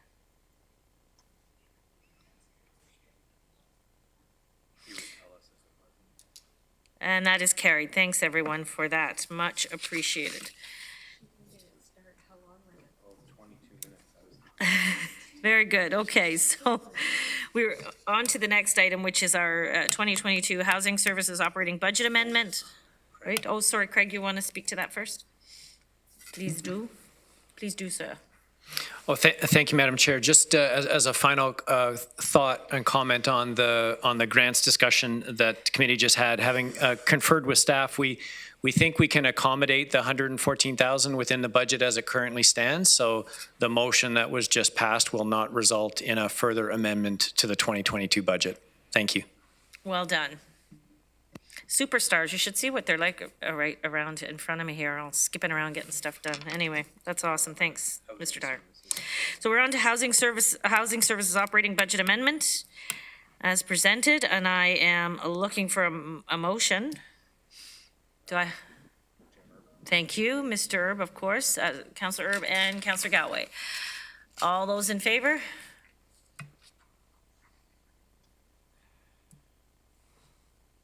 Carried.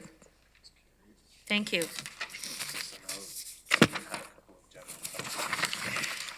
Yeah, okay, so now that we're finished all of those policy items, I just quickly wanted to say what we've done different here was we tried to isolate the policy items so that they wouldn't get in the way of the money. So I know that was a little bit difficult, but you guys wanted less slides. I know I wanted less slides, and we wanted more direct lineage of the conversation to the budget and the plan the way council wanted to see it. So thanks for indulging us through. I know it was a bit tricky because it was different, but that's clearly the intent. And I should tell you, our auditors are here watching our every move. So we're doing just quite fine, and we'll get some of those other questions answered. So appreciate everybody being patient with the changes. And now we're just going to go to general questions for Mr. Dyer or any other staff members. Councillor Galway, would you like to commence? Thank you, Madam Chair. I just wanted to kind of finish off the issue that started yesterday in regards to Globe Studios. So we have approved a motion to consider a subclass, but I am withdrawing the recommendation for the one-time grant, given some of the new information that was provided by staff earlier today. So just wanted to close that. Much appreciated. Councillor Strickland. Thank you, Madam Chair. I just had a question on transit and then another question on reserve funds. So I'm just wondering if Mr. Dyer or someone from the finance team there could put up the slide on transit. I think it was one of the first slides. Thank you very much. So public transit. So just so I understand it, 881,000 is the total amount of service hours that we're budgeting for 2022, which includes the 54,200 additional hours. Through you, Madam Chair, yes, it does, and includes, I believe, 4 months worth of service, of additional service into Cambridge. So starting in the fall of 2022. Okay, and then this incremental cost of the 54,000. Thanks for that, Craig. This incremental cost of 54,200. at 4.3 million. Is that an annualized cost for 2022? Through you, Madam Chair, I don't believe so. It's likely the cost that's reflected in the 2022 budget. I can certainly confirm that. All right, so I'm just trying to understand that. So that 4.3 million just represents the cost for the increased services starting in the fall. So that number's got to be multiplied by a factor, or does that represent the total amount for next year for those services at 4.3 million?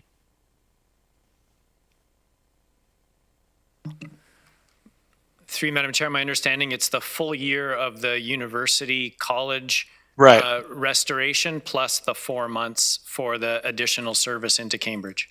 Okay, all right, okay, thanks. So for 881,000 service hours in 2022, which is 96%, I can't see it because my screen's here, from 2020. And what is our ridership projected to be at this year?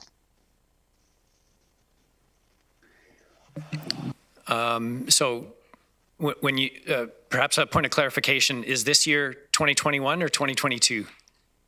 2021. 2021, and perhaps I could ask if Mr. Zink or Mr. Schmidt can help out with that. I don't have the number handy, but I know we can find it. Right. And then, and how does that compare to what our budget is? My concern is that, we got to maintain a certain level of investment in transit for sure.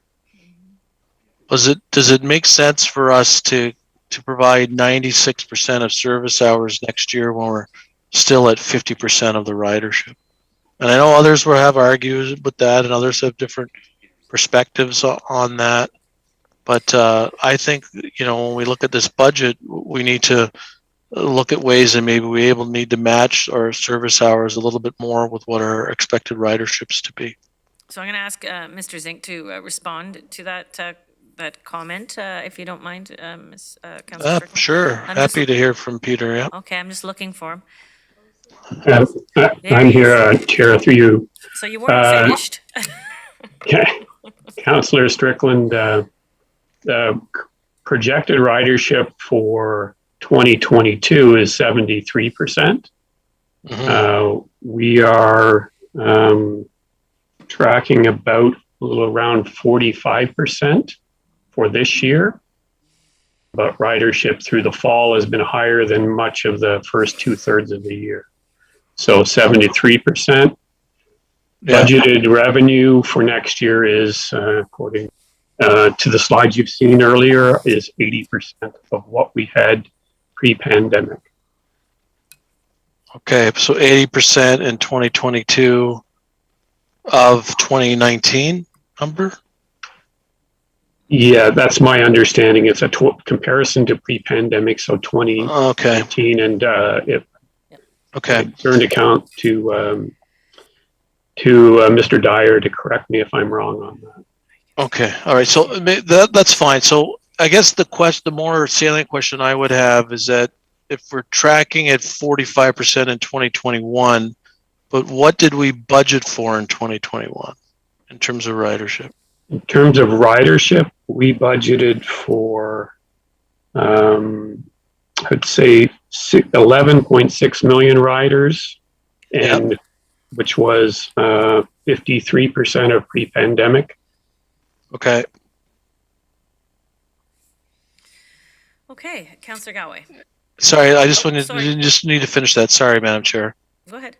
So we budgeted 53%, and we came in at 45%. Did I get those? There's a lot of numbers flying around there. Yes. So that's right? Yes, that's okay, correct. great. Thank you, Peter. Thank you, Madam Chair. You're welcome. Councillor Gowett. Thank you, Madam Chair. Well, there's a few items that I would like to ask staff to consider for budget day, and possibly to provide some information beforehand if they have it, or if they can have it. And it relates, to some extent, I think what Councillor Strickland was getting at, trying to mitigate the tax impact that we're currently looking at, and trying to generate some potential ideals ideas that may or may not be available to us.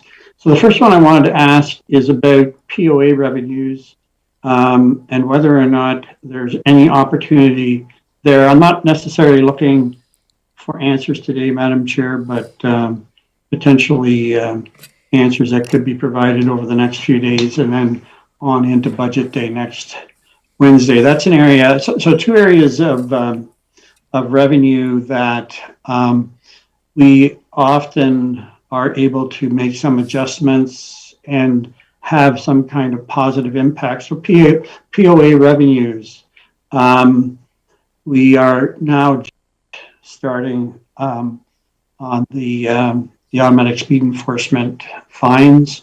We may not have a lot of experience or data at this point in time, but whether or not there's an opportunity on that revenue to look at some adjustment. The other one, and this one emanates from a discussion, and I jotted this down when Mr. Dyer was talking at a previous meeting. It was the only thing I jotted down that was on the potentially the minus side of the ledger, and that is airport revenues. So we are doing fairly well, and getting some additional announcements on a fairly regular basis.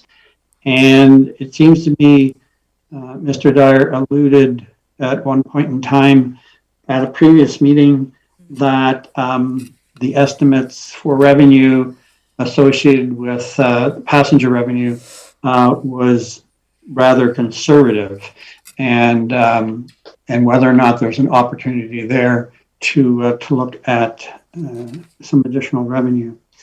And then the other thing we haven't, and maybe I missed it, but it's kind of the perennial issue. I know this is near and dear to Mr. Dyer's heart, and that's the Capital Reserve Fund. I don't know if I missed it. I've seen a slide on what is the transfer being projected for this year from the levy into the Capital Reserve Fund. We, again, I apologize if I missed it somewhere along the line, but we normally see a slide that shows the, on a kind of a continuity basis, the contributions that have been made, the increases in contributions that have been made to the Capital Reserve Fund. So again, not necessarily answers today, Madam Chair, but if we can get answers over the next few days, and potentially it might be able to be discussed further on budget a week from today. No, I appreciate it. That is precisely the work we wanted to do. I mean, we want to get all of these looked at before the 15th. So this is all of council doing all of the work, just like we planned. So much appreciated. So I'll look to Councillor Erb next. Thank you, Madam Chair. And I don't think I missed the explanation of this, but it's related back to transportation. And on the, given the anticipation in ridership, I think it was a forecast of 24 new full-time employees. And I'm wondering, are most of those because of the new facility opening up on Northfield Drive? Mr. Dyer is going to respond to that.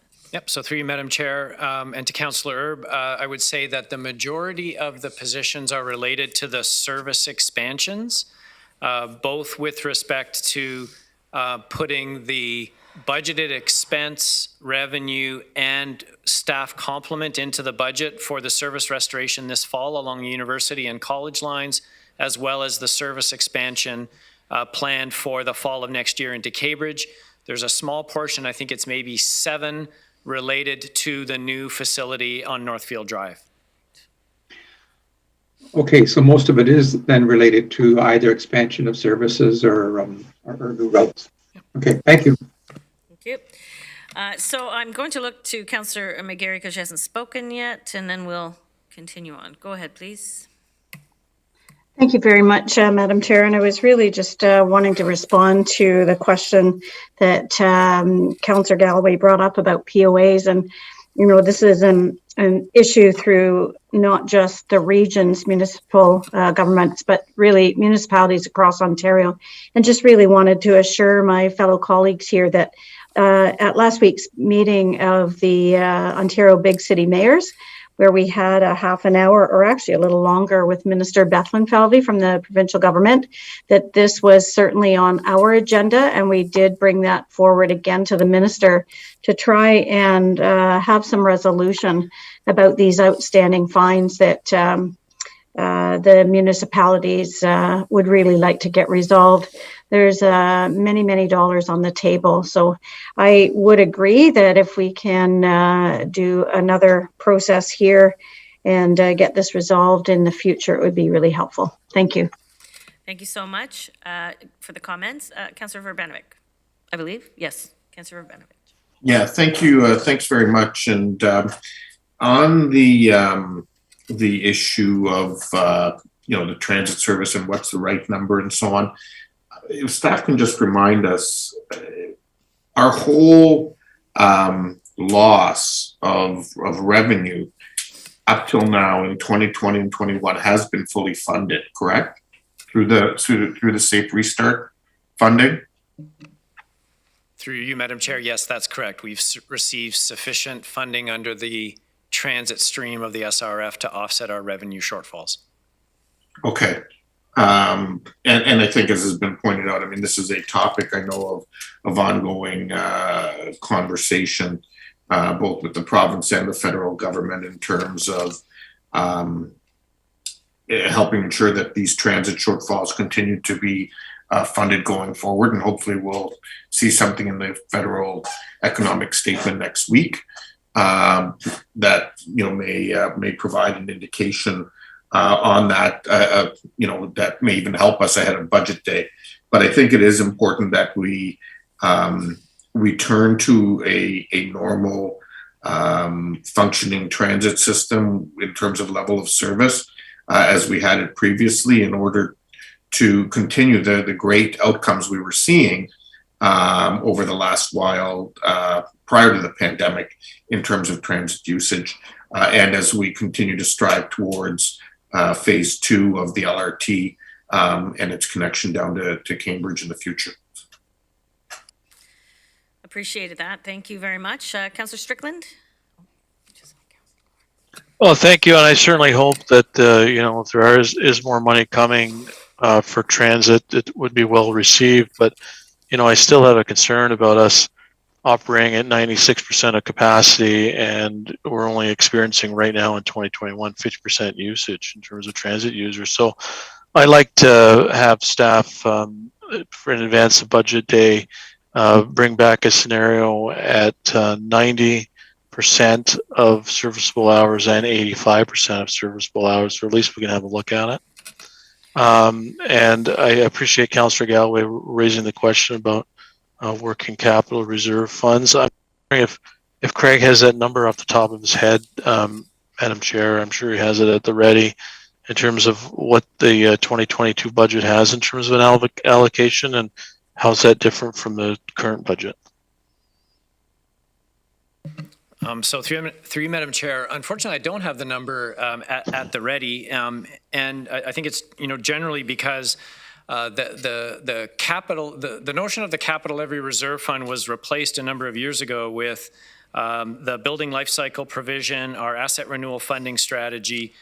So we can certainly report back to council on the overall level of capital funding, which is, of course, is a combination of the transfer to reserves and the debt servicing costs, and we will report back on both of those for next week. Okay, thank you. Thank you, Councillor Strickland. And Councillor Clark. Thank you, Chair Jowett. I just really want to agree with what Councillor Verbanovic was saying earlier. I certainly wouldn't want to see us reducing our service, our transit service. I know fewer people are relying on it now than used to, but the people who are relying on it do rely on it. And I think we have an obligation to make sure that for them, it is a functional system. Okay, all valid points, and I know that I've been making lots of chicken scratch notes on some of these things. Again, we're doing the work of council all together here, and I know that Mr. Dyer is making a bodacious amount of report writing as we're talking in council today. So I thank everyone for all of those very productive comments, and I'll leave it to our chair to finalize. Thank you. I was just going to weigh in, and I understand that budgets are about numbers, but they are about service, and just really agree with Councillors Clark and Verbanovich. You know, again, we talk about equity, we talk about people who live on the margins, we talk about people that rely on public transit, and that covers every walk of life, I understand, especially with the ION, but those are people that rely on those kinds of services, and if we are going to invest in equity and make sure that everyone in the community is served. I know during the height of the pandemic, I talked to a couple of colleagues, one in particular, where they just canceled their public transit service. And we didn't do that. We continued to run our transit service, recognizing that those frontline workers in grocery stores and hospitals were the people that were relying on that service. So I appreciate the fact that we look at the numbers, but it does have an impact. Okay, well said. So the next meetings are Wednesday, well, this evening at 6. I hope everybody's ready for a marathon. No? Yes? Good, okay. And then, of course, on December 15th is final budget day. And I do want to thank everyone for their patience. And I know we've made some changes along the way to try and perpetuate today's more difficult discussion because we wanted all of council to do the work. So thank you very much. I know that it's harder on staff this way, but council's had a really good opportunity to vet in on some pretty important items. So much appreciated. And I don't know how you guys feel about the removing of policies and keeping them segregated, but it worked for me. So I don't know. Let us know how you feel about that. We're certainly always moving towards what council's looking for. And I'm now looking for a motion to end this meeting and get into the next meeting. Councillor McGarry, seconded by Councillor Foxton. All those in favor, use your buttons. And it's pizza tonight, I think. Carried. Thanks, everybody. We'll see you at 6 o'clock. Don't be late. Same link. Bye.